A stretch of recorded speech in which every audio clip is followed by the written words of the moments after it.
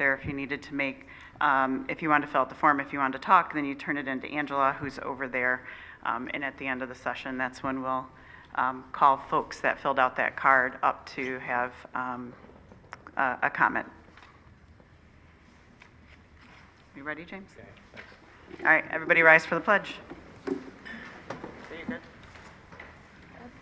I pledge allegiance to the flag of the United States of America and to the republic for which it stands, one nation, under God, indivisible, with liberty and justice for all.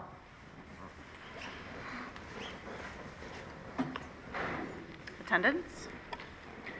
President Dr. Reese, Present.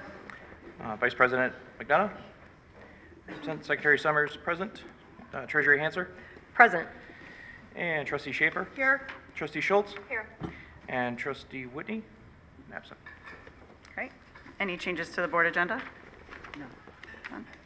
All right, school presentations. Miss Janet Schnell, OVA.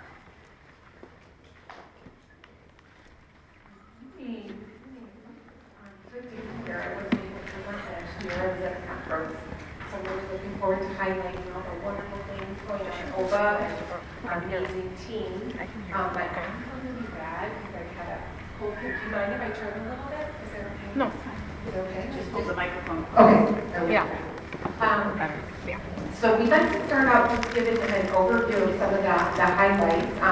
We serve, because a lot of people don't know exactly all we do over at OVA. We serve almost 7,400 students. You can see our numbers there. We enrolled about 870 students this past summer and 94 students in January. So lots of busy stuff going on, a lot of awesome students coming in. And I was notified recently that OVA is named #2 online school in the state of Portage. So it's a very pretty cool recognition.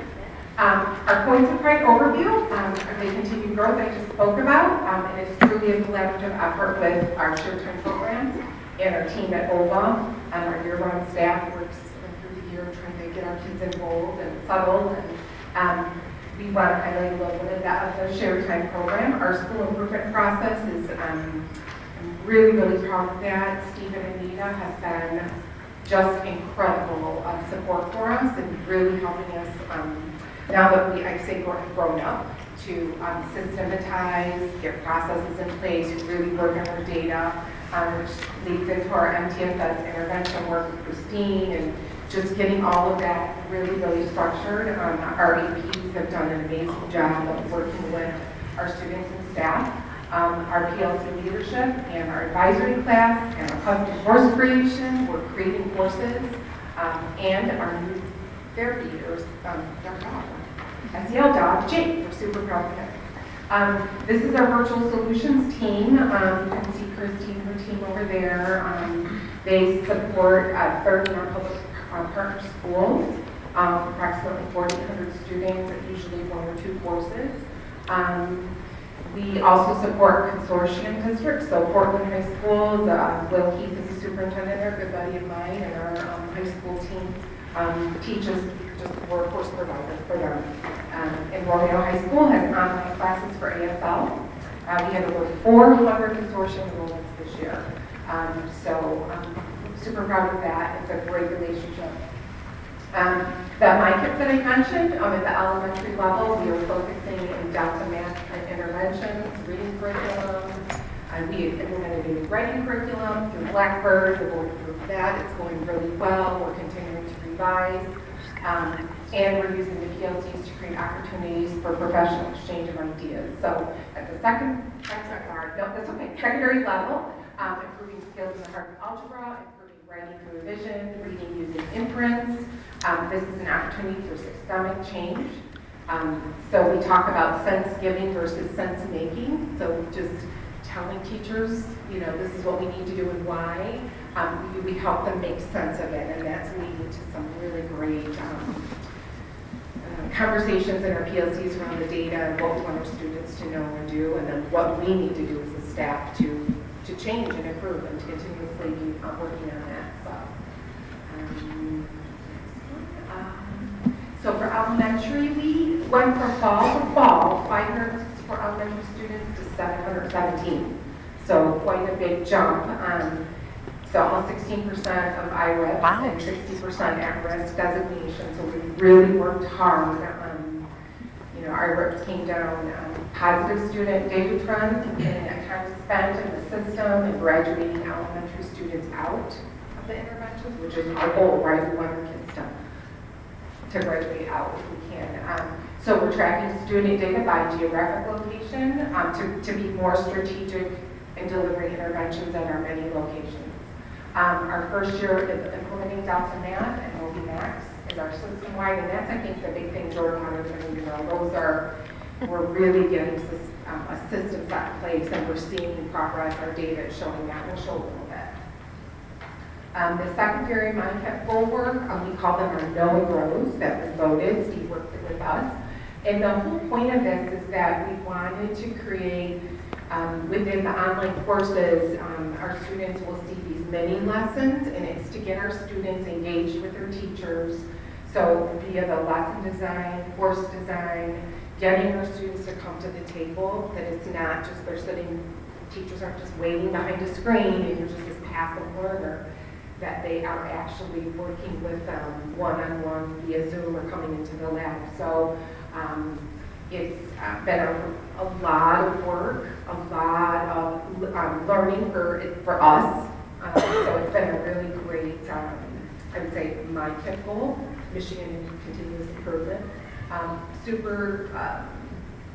think I just kept saying to the teachers, it's building muscle and stretching and capacity in ourselves to work with our students more one-on-one and just, like I said, the back burner.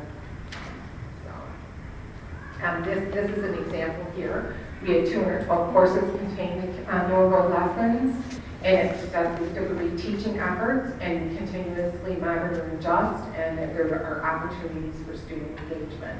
So we have the data, I won't go through it all, but super proud of that. And this all too, I think I just want to come back to is when we look at our portrait of a graduate, when we design a personal improvement process and we look at our professional development and we spend our money, I have the budget, I'm always looking at that end goal, our portrait of a graduate on the way, and are we aligning to the strategic initiatives in the district and that portrait of a graduate? So everything we do continuously goes back to that theme. And this is just where we stand with our SAT scores. And so we're really, really trying to raise the math.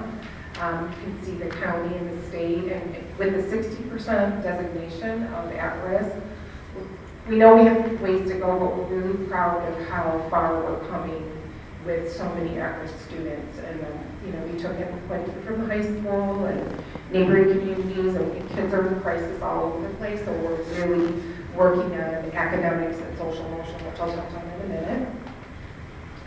Our MTSS process, I went through a lot of this, but I really want to highlight under secondary our Tier 2 interventions. Gianna's worked really hard.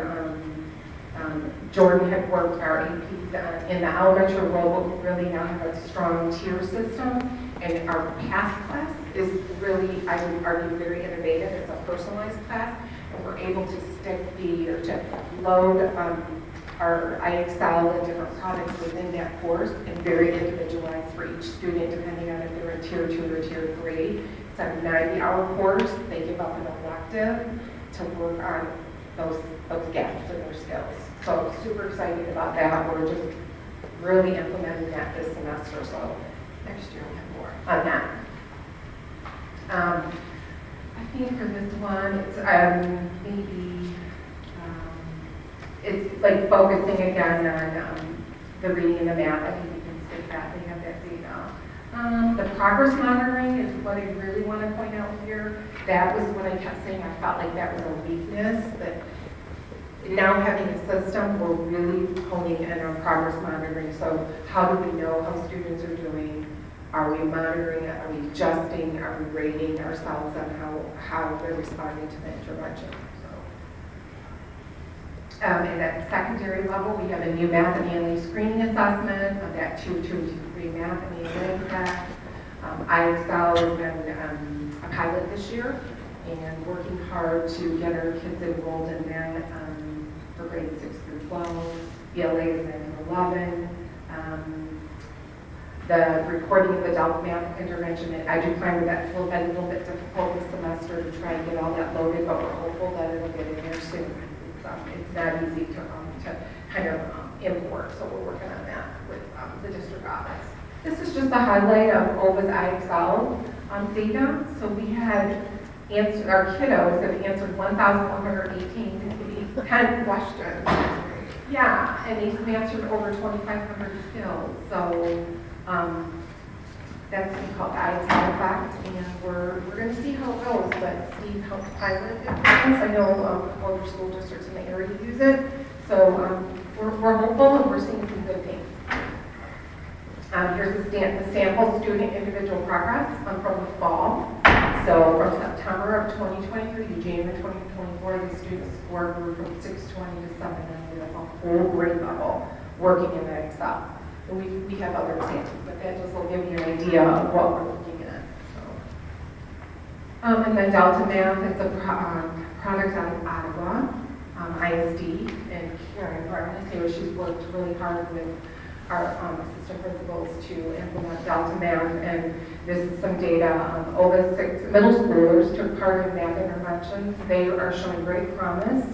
For example, the 6th grade students in the chart have shown great growth since the fall. The left reflects mastery of 6th grade readiness standard 1 in the fall, and the middle reflects mastery of those same standards in January. So we're seeing positive trends. Yeah, it's really good. We're excited about it.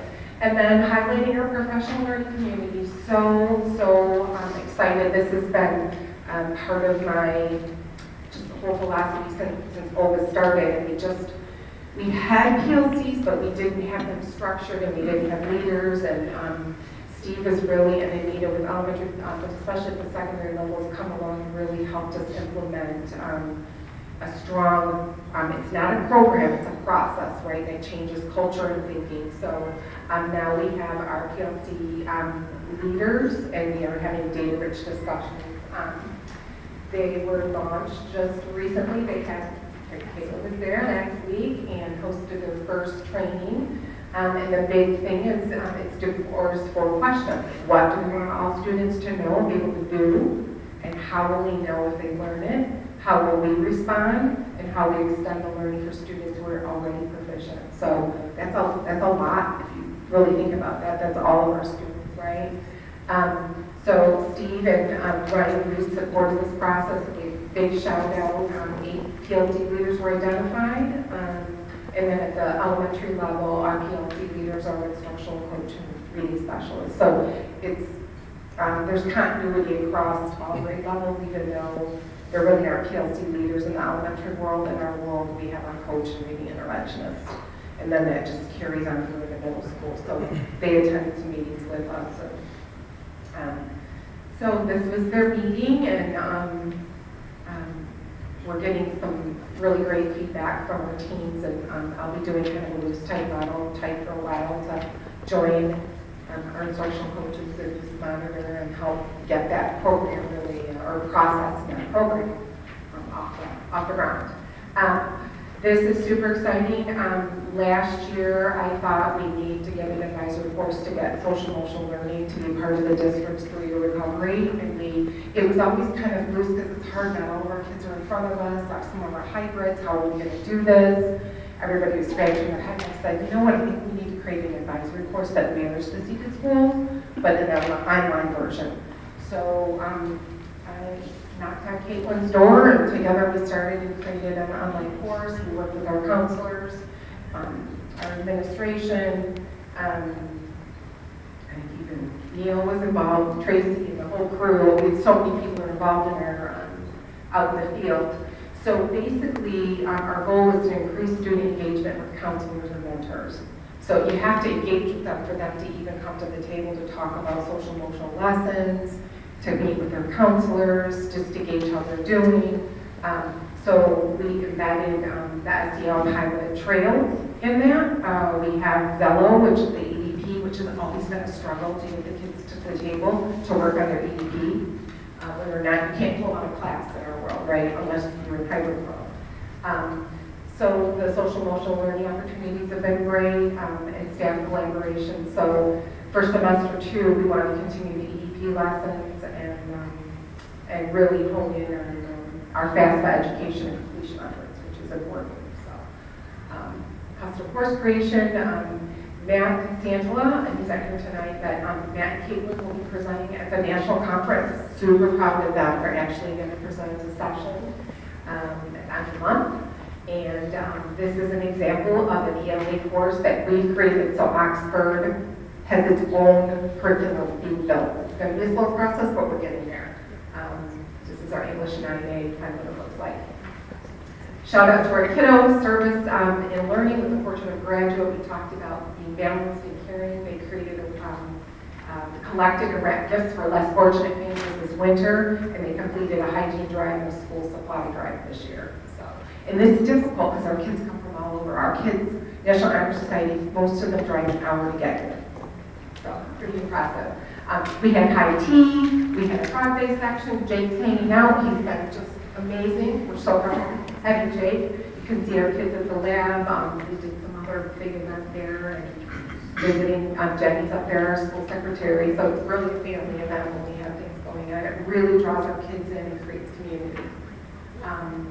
These are students out in the field. So we have all those. We have 8, 9 big hybrid locations and our homeschool locations. So those are some of the things going on in the field. They don't just sit behind a computer. This was our big Winter Fest that we hosted out at the Subiaco Retreat House. We had people snowshoeing, we had speakers, we did a big event for MLK Day. We raised everybody riding canned goods and we were able to distribute them throughout the community. Super proud of that.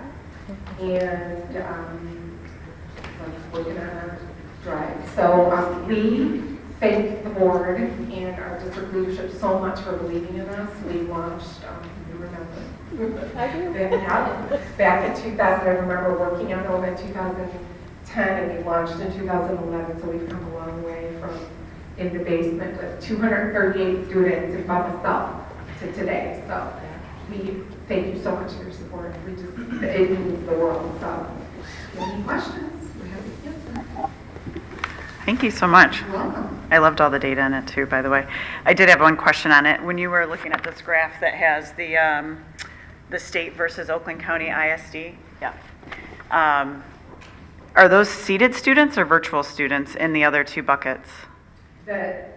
For the state and Oakland? Those are the state. Like anybody that's in the Michigan high school data in the state, they could be a mix of.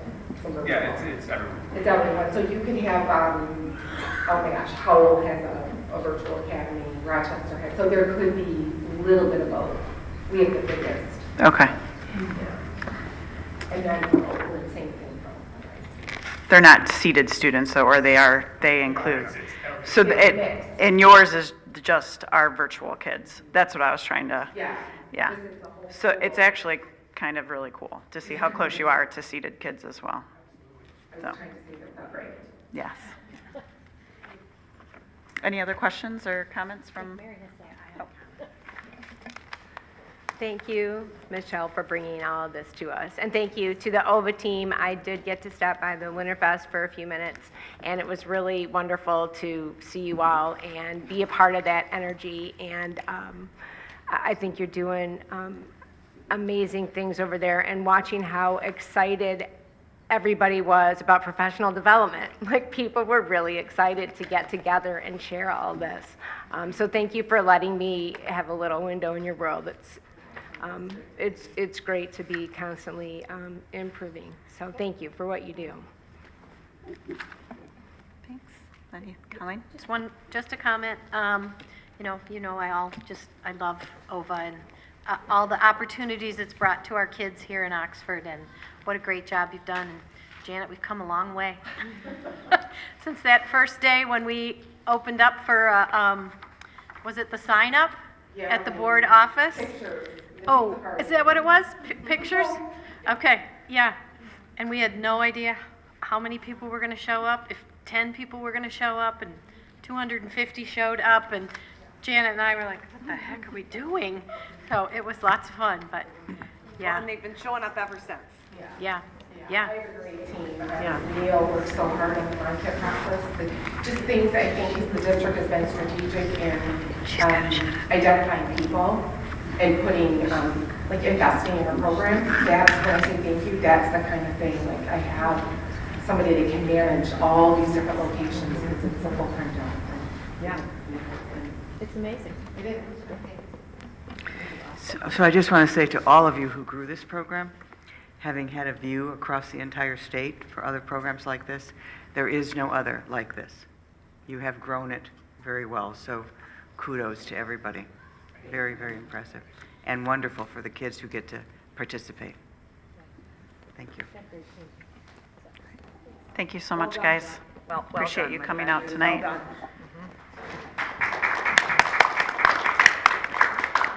All right, moving on the agenda, scheduled public comment. We had none, right, Angela? Okay. All right, item number 5 on the agenda is the consent agenda. We had the minutes for the January 2023 meeting, bills payable for January, and our human resources update. Take a motion from Mary. Move to approve the consent agenda as presented. Support? Colleen? Support. Any discussion? None? All those in favor? Aye. Any opposed? Motion carries. All right, item number 6, superintendent report. Dr. Markovich. We are going to start, sorry. We're going to start with the staff update. Ms. Reed. Hey, good evening, Board of Education. Anyone listening at home, I'm Ryan Reed, Assistant Superintendent of Human Resources, and I'm here tonight to present you with a staffing update. On our first slide, or our second slide here, you'll see Oxford Community Schools by the numbers. I'd like to start by saying this list is not inclusive of all employees, but I wanted to highlight for you that we have 856 total employees, 380 teachers, 101 paras and secretaries, 55 shared time teachers and mentors, 44 cafe helpers, 43 bus drivers and monitors, 26 retired substitute teachers, and 12 student employees, among others, including our amazing administrative team, our at-will support staff at central office and OVA, maintenance, and anyone I didn't mention by name, all very valued members of our community. This year, so far, we've welcomed 72 new employees, and that includes 22 new teachers and 50 support staff. All of these folks are recognized each month in our HR newsletter, Thrive. On this slide, you can see the actual number of resignations and retirements for the last 5 years, and I will give you a moment just to take a look at that. The next slide will display the same information, but in another format. You can see our 5-year trend here using the same data from the previous slide. We do have a peak in 21-22. I would like to point out that the data is inclusive of all positions except for shared time employees, student employees, and retired substitutes. So the shared time folks Janet spoke about are all across the state, really in different locations, so they're not included in this trend data for you.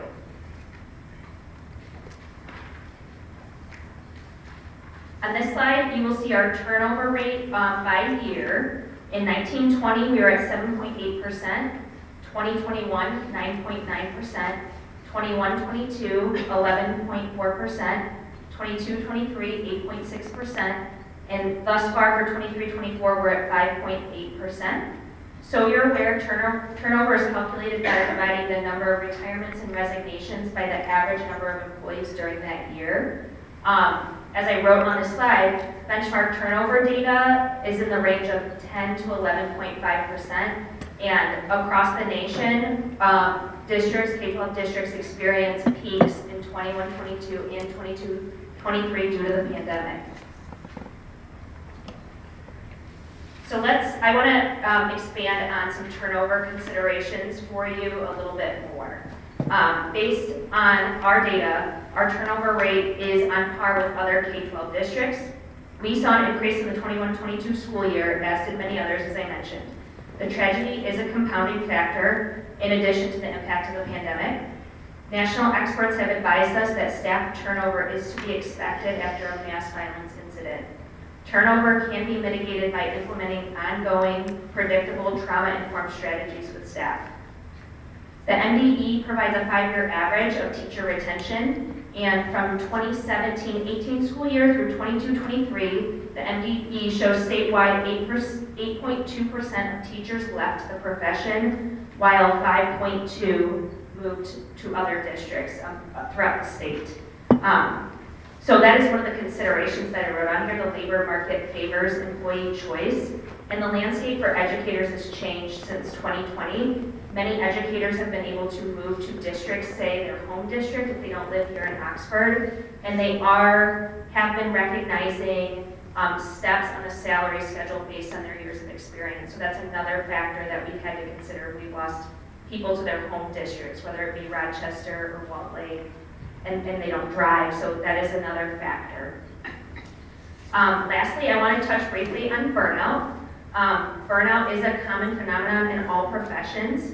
Teachers tend to see higher levels of burnout. One survey by RAND shows that teachers are more than twice as likely to be stressed as other working adults. Research from the Education Policy Innovation Collaborative shows that the number of teachers exiting the profession jumped in 21-22 by 1,041 unique individuals, but there's also good news. In that same year, the Education Policy Innovation Collaborative shows us that 2,123 new educators also entered the profession. So it's not all bad news. I'd like to add that our administration works to combat burnout by prioritizing excellent benefit packages, including EAP and paid time off for staff. We are probably one of the only districts in the state that offers paid parental leave. I will keep saying that every time I have the opportunity because it's incredible, and we are ahead of other districts, so I'm very proud of what we offer for our staff. Another initiative that we're working toward and is already in place is offering voice and choice via PD, professional development, and you actually saw that in Janet's presentation at the Winterfest PD. That helps people combat those feelings of burnout and stress when they have a voice and choice in what they're doing to further their career and their knowledge. So to change gears a little bit, I want to speak with you next about the Oxford Community Schools Exit Survey. All employees are asked to complete the exit survey to gather honest feedback. They are also offered time to meet with me in person. The exit survey helps us identify a trend and gives us the opportunity to reflect and take action to reduce unwanted attrition. Reviewing the data with our building administrators allows us to assess what improvements are needed. I'm going to show you 3 slides with data from the survey. The first here is what influenced your decision to leave. I also want to mention that the exit survey was revamped and went live in April 2023. Prior to that, we were collecting data, but it wasn't as built out as it is now. And I would like to ask you to keep in mind that all staff are asked and do complete the exit survey. I'm not saying all staff from all departments. Whether they completed or not, I'm not saying they all completed. Sorry, that came out wrong. But when you look at this data, like for example, rate of pay is on here as number 1. It's more than just teachers, is the point I'm trying to make to you. We are competitive in our pay schedules, and that's something that we review all the time. But some of the folks answering the survey might have been in support roles where the pay is lower, and they're moving into positions that offer them more money. So I've had people, for example, maybe leave childcare to go into a different profession.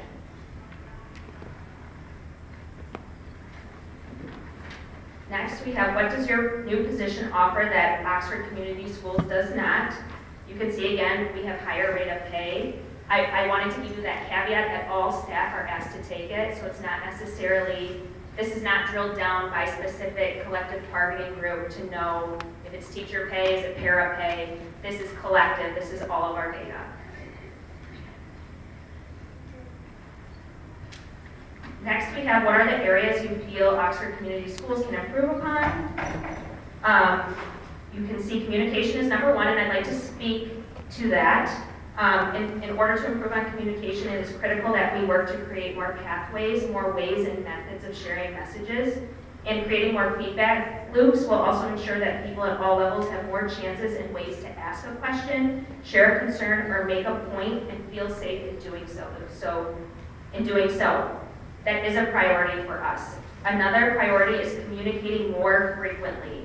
And I can speak personally, we have some upcoming changes with Skyward and Finance, and we are working specifically on campaigns that are drawn out ahead of time, well in advance, that will be communicated over and over. And research shows that the message needs to be heard at least 7 times to be assimilated. So we are working towards that. Communication is always an area that any organization can improve upon, and we are diligently working to improve upon that. As I mentioned previously, all this information is shared with our building level administrators too, so we can work on action plans on what needs to be improved. Lastly, I want to touch on employee training. So the data on the left is our Vector and ALICE completion rates for district staff as of January 2024. There can be various student employees that are on leave or newly hired. And on average, 74.1% of new employees completed training within 30 days of hire. We were not pleased with that. That is not high enough. So effective January 2024, we've moved to a new model where all staff will complete their Vector and ALICE training before they start in their buildings. So I met with support staff departments, including nutrition services and OELC. We are meeting with transportation tomorrow, and we are transitioning all groups to completing training before hire. I'll just leave you with a picture of our wonderful staff at our Welcome Back breakfast. Thank you for your time, and I'm happy to answer any questions you may have.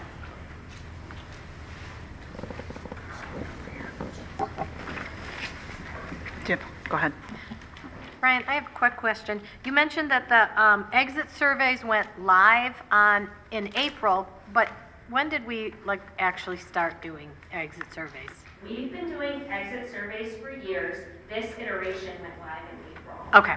Yes, All right. new and improved, more questions, drills down more. Okay. So we've been collecting, I can go back and look at the date, but for sure back to 2017 at least or earlier, we Okay. had an online exit survey. All right. Thank you. Any other questions? I just have a comment. Sure.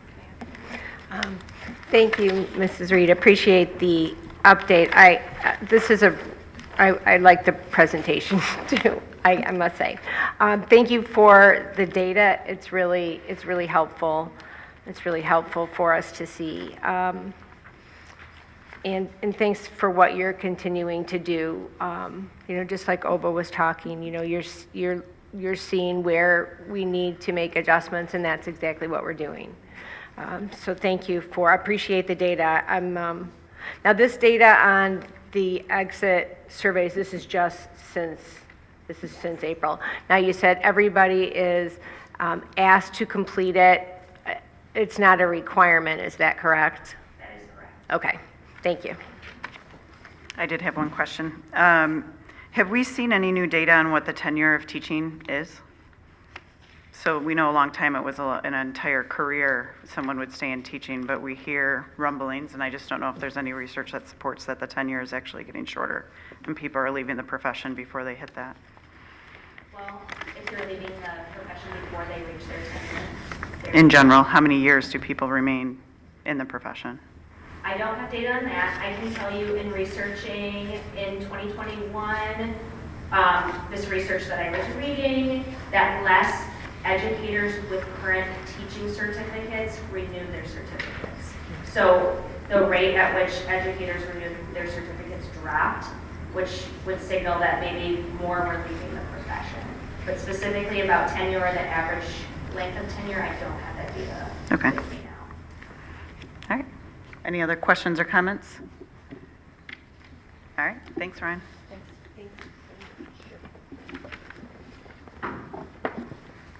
Item B.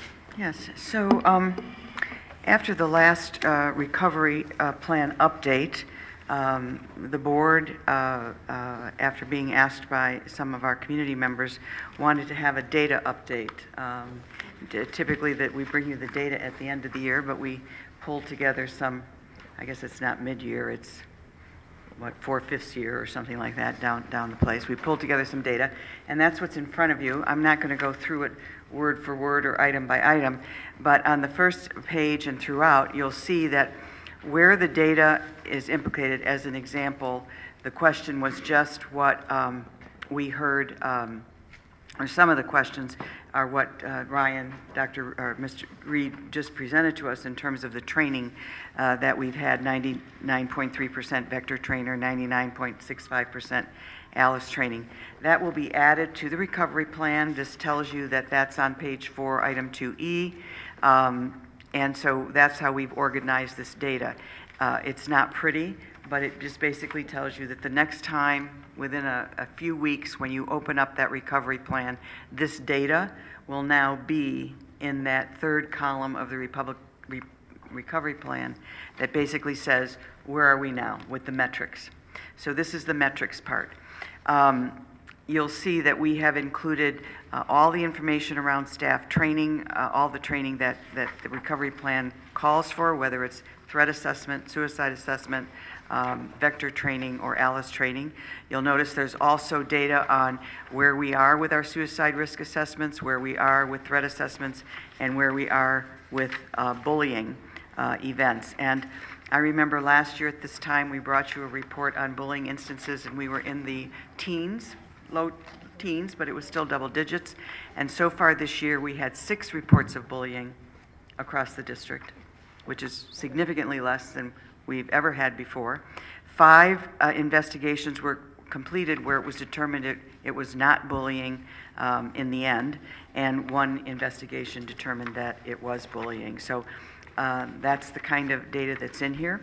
We also have all the data around training staff in restorative practices. That's another huge part of the recovery plan, and you can see that we're moving ahead with 85% at the high school being trained, but we are still working to get our elementary numbers up in terms of training.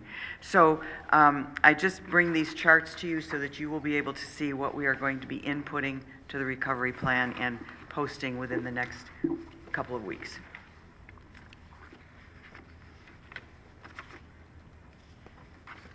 If there's any questions. Okay. Any questions? Okay. And so these will just get incorporated into the big document. This is just a summary, correct? This is the data that will be incorporated in the big document. Typically, this is incorporated at the end of the year, so it'll be incorporated now, where we are to date. But where we are to date is not where we're going to be at the end of the year, so it will be updated again at the end of the year. And if this is the kind of data you want reported to you more than once, we will next year plan on doing a mid-year report as well as an end-of-the-year report.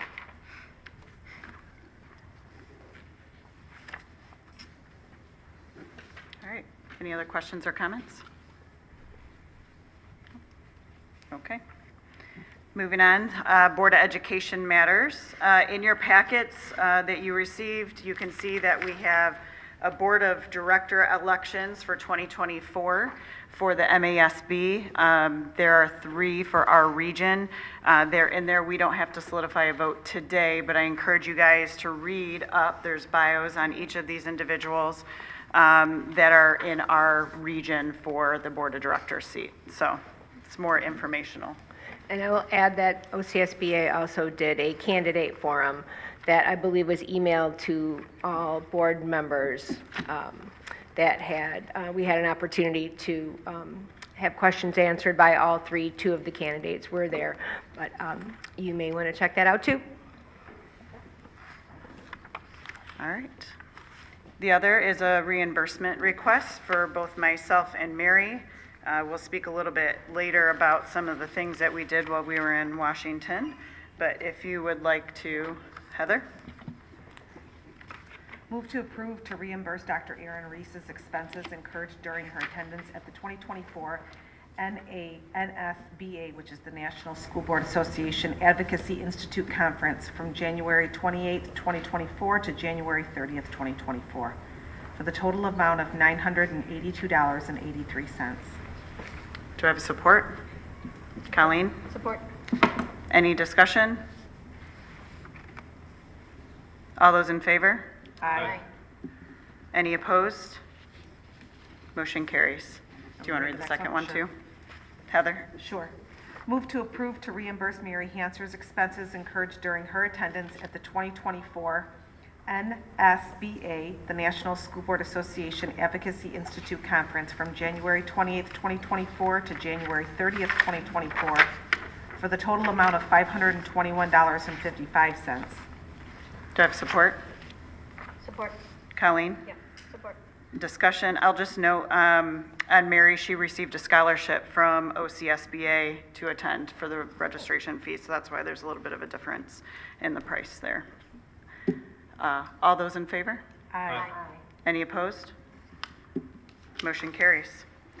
The next item on the agenda is the February 27th, 2024 regular meeting. We would like to move it, and so from 6:30 to 5:30 in order to review the superintendent candidates that we would like to invite for interview. So if someone would like to make that motion. For the report, sorry, the leadership profile report that was, so they, I guess, make the motion and we'll do it during discussion, so I'm appropriate. I can do it. Mary? Move to change the February 27, 2024 regular meeting start time from 6:30 PM to 5:30 PM. Does support? Colleen? Sure. Support. And then discussion, so the HYA firm met with a lot of individuals during the focus groups last week, so we thank all of those individuals who attended. In addition, the online evaluation or survey period closed on February 9th. From that, they will put together a leadership profile report, which will outline for the candidates and for us what it is that the community, our staff, really are looking for in the next superintendent for Oxford Community Schools. This will work in two ways. It will help us inform decisions on looking at candidates and their qualifications, but also inform candidates to make sure it's a right fit into our community if they are looking to come in. And so they will come and present that at 5:30, and then we'll move on to the regular business meeting during that. And this way, we didn't have to call a special meeting. So, all those in favor? Aye. Aye. I'm sorry, Colleen, did you have something you wanted to say? Yeah, there is still one more opportunity for people, right? Yes, There's still the February Zoom. 18th. Yeah. Yep, there is a Zoom session for those who are unable to attend the in-person sessions, so yes. All right, all those in favor? Aye. All right, any opposed? All right, great. All right, during one of our last meetings, we were proposed the Teacher Cadet CTE program. We are here to vote on it. If someone would like to make the motion. Mary? I would love to. Move to approve the Teacher Cadet CTE program for Oxford High School. Can I get support? James? Any discussion? All those in favor? Aye. Any opposed? All right, great. I'll have to let Mrs. Butts know. It's exciting. All right. Item number 9, Human Resources. Yes, I would like to make some comments before we move into those motions. The board had asked that I inform them of the reorganization plan that would be put in place to handle the work duties of those positions that were being recommended for reduction. I'd like to go over that briefly, and I know I did send it to you as well in an email today. But basically, we had 3 guest administrators at the high school who were hired 3 years ago to help with the initial return of students to the high school, the initial recovery in that building. It was a positions that were described as being 3 years, and this is the 3rd year, and those positions are up. So those positions will be reduced, but it requires a layoff recommendation in order to do that. I have spoken to high school administration, and they have been preparing for this, and they are prepared to manage the change. Is that a grant position? I'm sorry. Some of them were on grant positions, but the grant, I'm not sure this year. Okay. I know last year the positions were covered by the grant. This year they may not be. Are they? No, Courtney's shaking her head. Well, as our grant monies have dwindled, we've had to take some of the grant positions off and put them into the general fund. And these were 3 of those. Another position was safety administrator, and Fortunately, the current state of safety in the district is far ahead of where it was when the safety director came in, as well as the executive director of safety and security came shortly after this position was put in place. So therefore, the central management of safety services for the district can now be done with one administrator at the central level instead of two. To assist with the duties that will be left behind by this position, we are going to extend the work hours of the administrative assistant in that department, who will be able to handle all of the scheduling of security, the communications related to that, as well as the monitoring and inventorying of equipment and supply requirements. We're also going to be, there are some duties left behind that happen throughout the year when we have certain events and activities where we require somebody with a police experience background. We have all of our Fortis security people with police backgrounds. We have our SROs with police backgrounds, and we have 2 individuals employed by our district as our own employees with police backgrounds. So when those duties need to be handled, they will be handled on an additional hourly paid basis. The position with the largest number of duties to be reorganized is the reduction of our assistant superintendent for secondary instruction. We're going to reorganize the duties. We're going to move to 1 assistant superintendent for instruction. That assistant superintendent will become the assistant superintendent for teaching and learning pre-K through 12th grade, and you all know that's Anita. All principals of those buildings will report to her, as well as the executive director of special ed, who also reports to her. The executive director for recovery and student services will now report to her. That is Todd's position.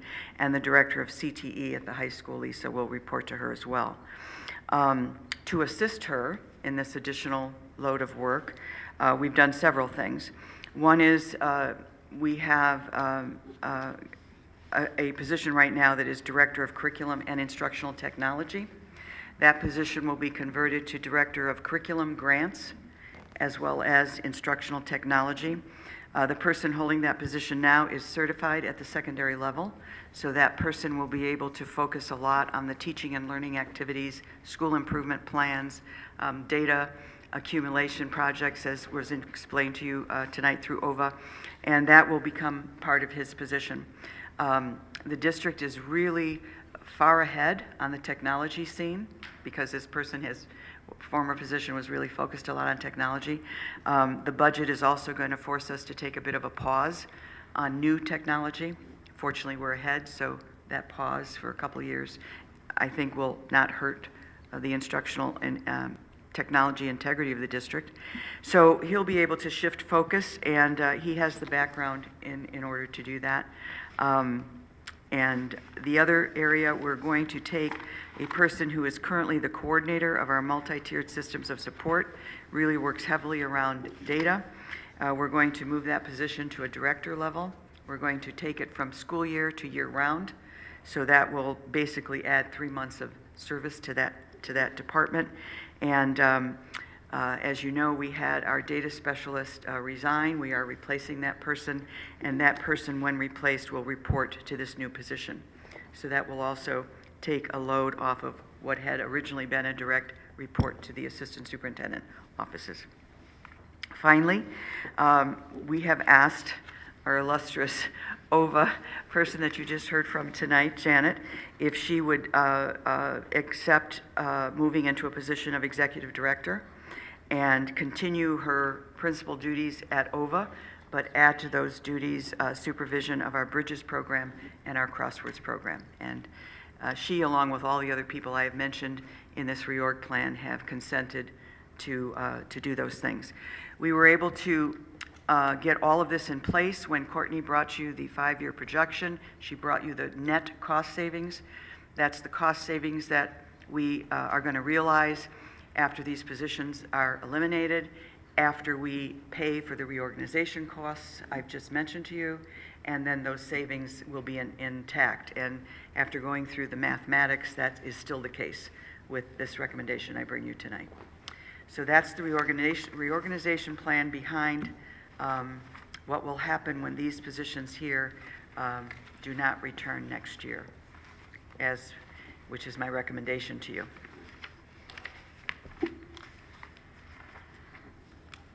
That's it.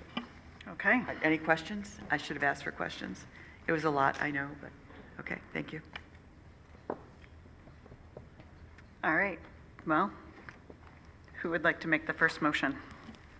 I'll make the first one. Colleen? Move to approve the layoff of James Vernier, School Safety Administrator, effective June 28th, 2024. Do I have a support? James? Any discussion from the board? Just a sad day. All right, roll call vote. James? Yep, let's see, President Reese, Yes. let's see, Secretary Summers, yes. Treasurer Hanser, Yes. and Trustee Schultz, Yes. Trustee Schaefer. Yes.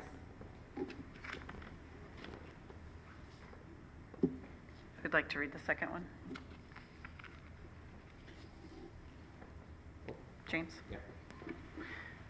Move to approve the layoff of Stephen Wolf, Assistant Superintendent of Secondary Instruction, effective June 28th, 2024.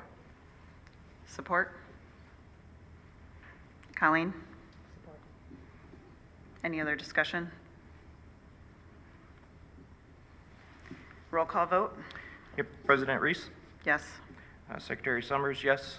Treasurer Hanser, Yes. Trustee Schultz, Yes. Trustee Schaefer, Yes.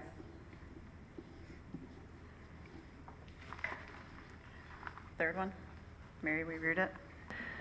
Move to approve the layoff of Michael Schweig, Michael Schweg, Guest Administrator, effective June 28, 2024. Support? James? Any discussion? Just one comment. I don't know the other guest administrators as well, but, you know, Mike Schwag, you gotta love him. He just always comes back for us anytime we need him, so that's really a great thing for us. Yep. All right, roll call vote. James? yep, President Reese, Yes. Secretary Summers, yes. And then Treasury Hanser, Yes. Trustee Schultz, Yes. Trustee Schaefer, Yes.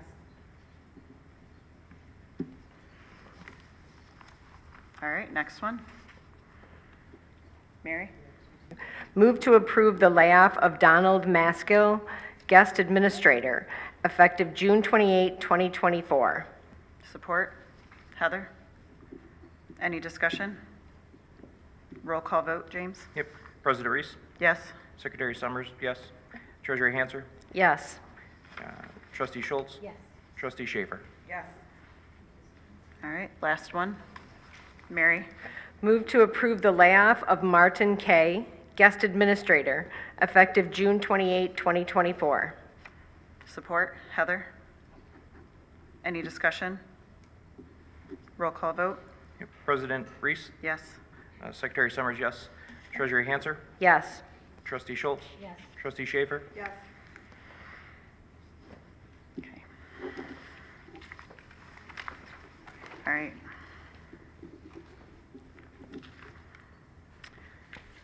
All right, moving on to the next item on the agenda.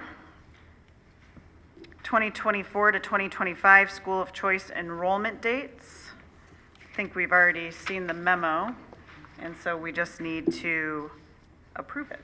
So there's no changes on it, right, Allison? No changes. No changes. All right, Mary?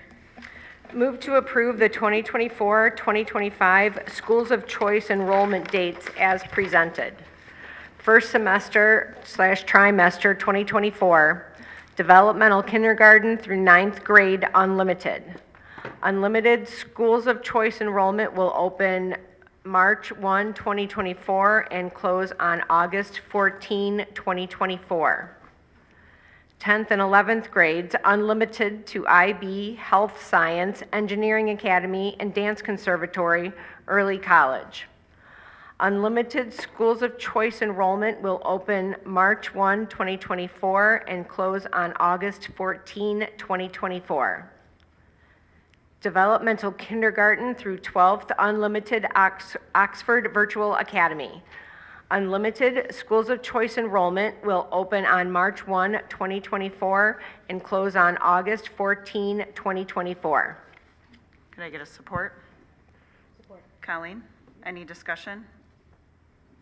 All those in favor? Aye. Any opposed? Motion carries. All right, second item, Dr. Williman, was the mass notification system for Drainer Road. With the addition of programs being drove over Drainer, we will need to have the mass notification system installed over at the Drainer Road property, and because of the cost, we're bringing it to you. It would be the same style of system that is district-wide in our other campuses that hold students, and so being able to have the same type of camera strobe and the annunciators and the notification that we have in buildings like this, also where we're going to house students. And this is just the first preview of it today. You'll vote on it at the next meeting, but you have all the documents and what how many of each will be and what our responsibilities will be at Eagles. And Eagle will be installing it as they've installed our other mass notification systems.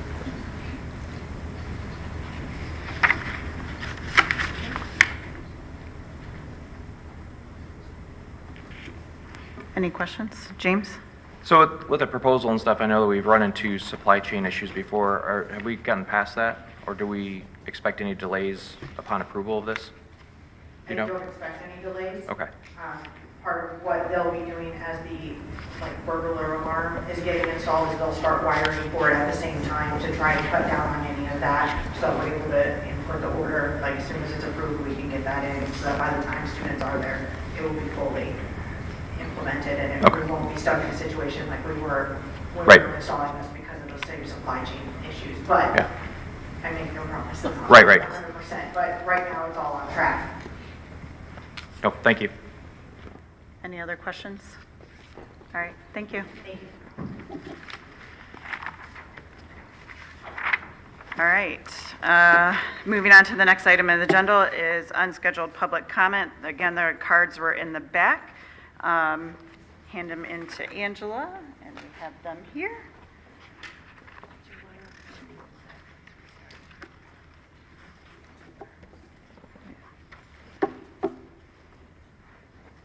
All right, that's it for cards. We got one more coming. Yep. All right, we'll go ahead and get started then. Andrea Jones?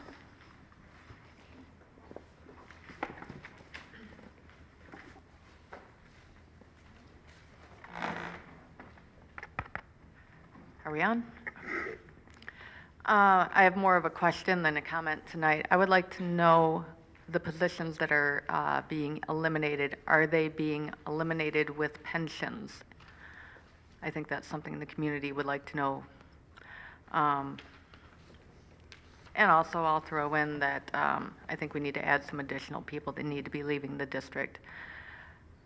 Sean Hopkins, Heather Schaefer, Mary, Vicki, all the people that were directly involved that day. We know Wolf is now on his way out, but this wasn't exactly the way it should have been done, and we all know that. I think it's important we know if he gets to walk away with his pension.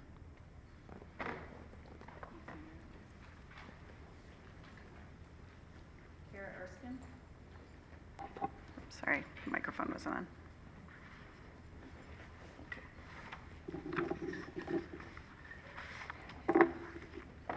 Also, just more of a question.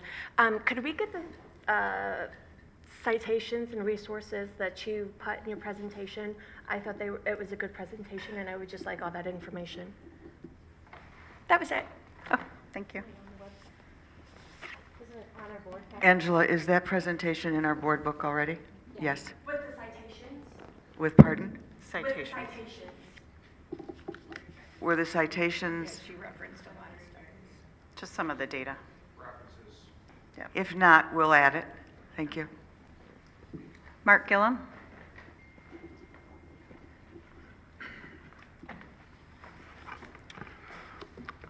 Send in love to the victims and survivors of the Oxford and Michigan State University shootings, especially our students that were involved in both tragedies. Love and respect to our teachers who give their very best to our children every day. We appreciate you. President Reese, will you please direct our new attorneys, Perkins Coie, to file lawsuits against the individuals named for their failures in the Guidepost investigation, beginning with all seated board members on November 30th, like Tom Donnelly, Dan D'Alessandro, Heather Schaefer, Mary Hanser, Superintendent Tim Throne, Principal Stephen Wolf, Pam Fine, Hopkins, EJAC, SRO Lauer, and Rourke. They were warned ahead of time and all chose to ignore the repeated warnings or follow best practices with threat assessments as defined by the Secret Service standard for schools, along with the immediate firing and removal of Superintendent Vicki Markovich for her failures to lead an effective recovery team at the high school or fire individuals named in the investigation. Our board ordered an investigation, but Superintendent Vicki Markovich undermines its findings, stating they are not actionable because the report hasn't been adjudicated, and refuses to remove the individuals for their failures that allowed the November 30th shooting to happen. In my opinion, the root cause of Oxford's shooting and murder of Hannah, Madison, Justin, and Tate on November 30th over 2 years ago is failed leadership. I'm thankful for the guilty verdict for the shooter's mother. Up next will be his father, and then we'll be focusing on holding the individuals already named in the sheriff's incident report and the Guidepost investigation accountable. We need a superintendent who understands their role as an employee working for and at the direction of the board. The board was never meant to fill chairs at a meeting and sign checks while their employees did whatever they wanted without oversight. Recovery coordinator Laura Azzoni at the high school was run out after working 9 months and still no replacement. This was the responsibility of the board to address and fix. Counselors Pam Fine and individuals like Mike Brennan have been isolating and blocking anyone at the high school that supports critical incident stress management, or people like the CISM team dispatched by the Oakland County Emergency Services who were forcibly removed. In Laura Azzoni's letter of resignation, she states, lack of ongoing partnerships with existing county, state, and federal recovery supports. Oxford District leadership, lack of prioritization of trauma-informed supports, and have struggled with building cabinet-level leaders to integrate trauma and resiliency into discussions. Personal barriers. I have felt frequently dismissed as a person and trauma expert by the individuals at the high school for 19 months. Vicki, you've been here for a year. Why didn't you fix this? And why haven't any of the boards seated? Now my daughter was a victim of this, and you people need to do your job. You haven't helped us, Vicki, at all. Thank you. Marissa Prince.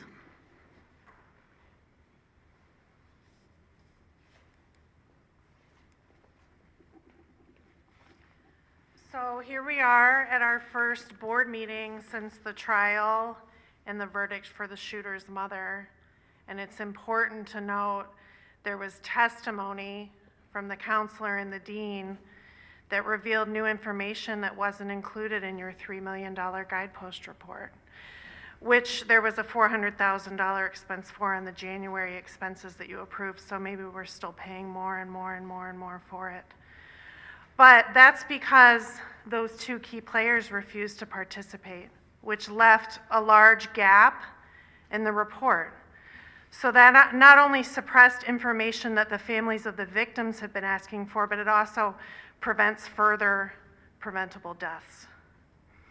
While the teachers, probably some of the same ones that were mentioned as being burnt out, raised serious concerns about this kid, the dean and counselor felt that student sadness was common, attributed his interest in guns to a hunting culture in Oxford, and didn't view him as dangerous. It is crucially important to learn from those two people about their thought process and their decision-making process and the training that the dean claimed that he had. Communication was identified by HR as an issue. What role did that play in all of this? If this board truly cares about the full truth and protecting children and preserving the reputation of our district amidst global attention now, you will call for a state or federal probe into our shooting and response. Yes. A fully independent after-action review is how you should phrase it. Fully independent after-action review is how you phrase it when you write to the state or to the federal government. It's not too late. I spoke with Michelle Gay, a mother from Sandy Hook, Connecticut, whose son Joey was killed. She told me it's common after these shootings to have multiple investigations. It's not too late. And it's what I'm asking for to protect further tragedies like this. We still don't fully understand what happened because there wasn't cooperation with the report. So we won't understand all of the factors until we have a proper report, and we don't have that yet, even though we spent all the money. Thank you.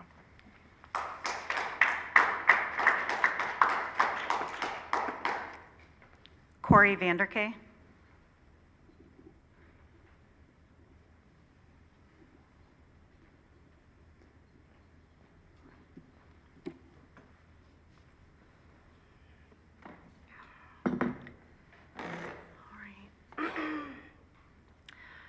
So compassion is not harming people who have already been harmed.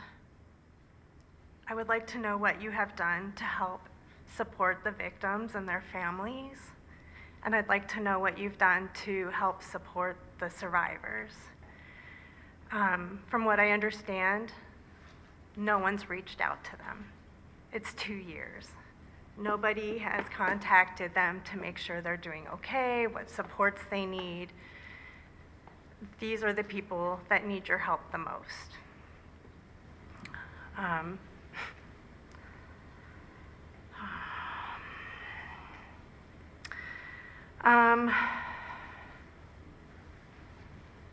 Yeah. So I feel that you've continued to harm these families by using deceptive pretenses and acting as if nothing's happened. One of the questions that I have recently is I would like to know who called the insurance company while the shooting was happening. How was the insurance company on site while survivors were being treated? They got there, I think, within a half hour.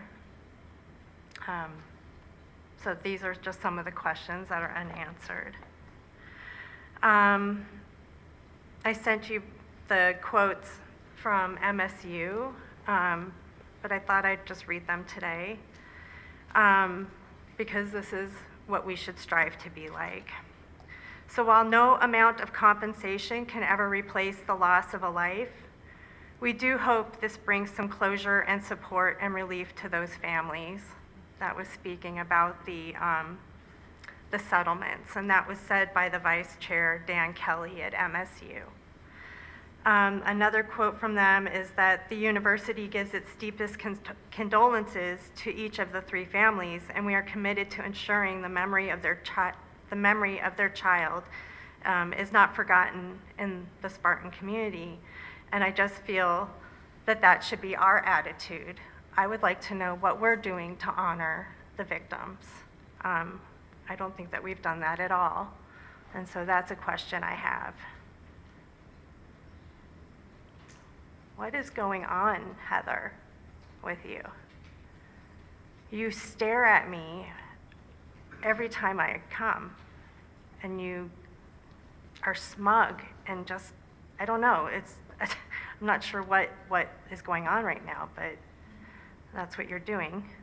I guess I just want to know, what are you doing for these victims? And when are you going to answer that question?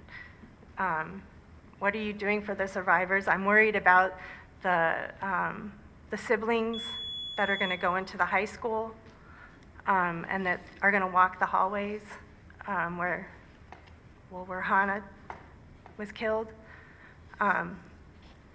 So that's it. Today, that's all I have for you. I just would like to know, or I would like you to think about what you can do, please, and reach out.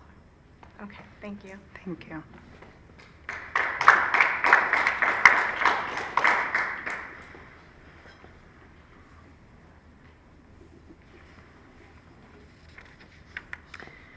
Under scheduled activities, you can see as the next item on the agenda for those who have a copy of it. There's a retreat this Saturday for the board. We have midwinter break coming up, and then our next conversations with coffee. I do appreciate all of those who do come to that. I do feel like we have great conversation during that time, and you can see future dates, including spring break. Any administrative clarification? Not tonight. Okay, final board comments. I did want to talk a little bit about the trip to Washington, D.C. and some of the work that was done in Washington, D.C. by the National School Board Association, but also from myself and Mary. We did have an opportunity to meet with our federal representatives. One of it was under the IDEA Full Funding Act. As you may or may not know, the IDEA is supposed to be funded at 40% by the feds, and right now they support 13%. We were able to talk to the legislator that represents our area, and they have signed on to the Full Funding Act, which is a bipartisan act to attempt to increase special education funding to public schools, and that supports us by allowing us to use that fund that we're taking away from the general fund to support our special education students fully. The other proposed budget cut in the fiscal year 25 budget for all public schools across the country is Title I funding at 40% of a cut, which equals billions of dollars in the United States. Again, if those monies are not flowing into public schools, they have to come out of our general fund. So it's important that when you guys do, and those who want to write letters to legislators, these are really important topics that they consider not removing funding that is currently established in these budgets. This would be a reduction of funding to cut Title I.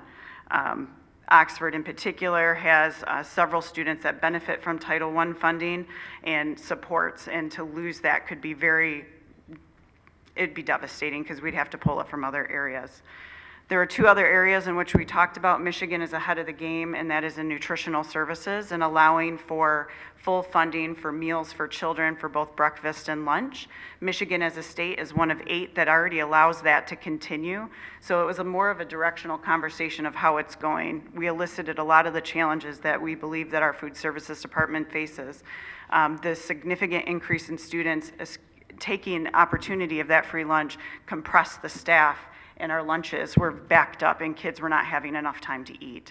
They have adjusted that at all the school levels, but it took a few months to get into the round of it.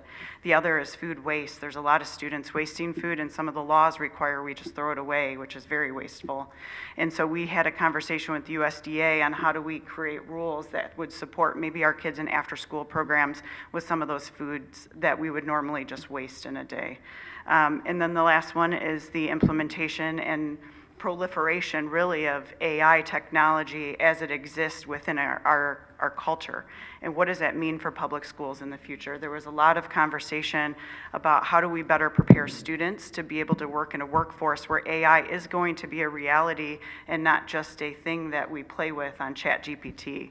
A lot of ideas. I don't think there's anything solidified in research or any laws that have really come out, but some good takeaways for us as groups as to how do we use it to support our teachers, how do we use it to train our children, and how do we protect our children when it comes to using some of these models so that their information is not being put into an AI duplication machine.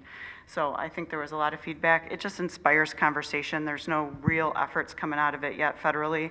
There is one federal mandate that was pushed down, but it was all about FERPA at this point, and so there's going to be other, I think, legislation that we're going to see surrounding AI, so it's good to have at least some advanced knowledge on it. Any other comments? I'd just like to add that I found it very beneficial to be able to meet with our legislators in their space, on their turf. We were able to continue to build relationships because our legislators, especially in Washington, they're not experts on everything, and they do rely on their staff, but they also rely on us coming to them and letting them know what is important to us as school district.